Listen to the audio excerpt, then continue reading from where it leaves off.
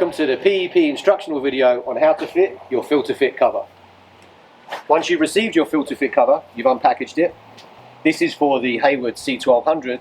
You need to make sure that your pressure gauge is aligned with your pipe.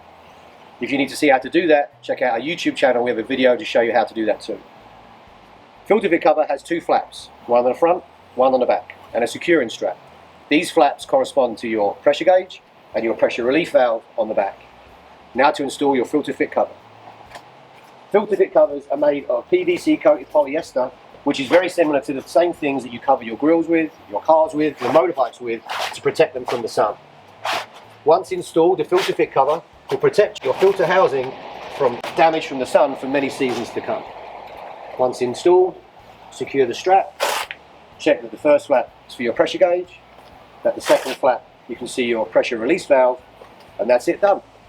Give us a thumbs up, subscribe to our YouTube channel. Thanks for watching.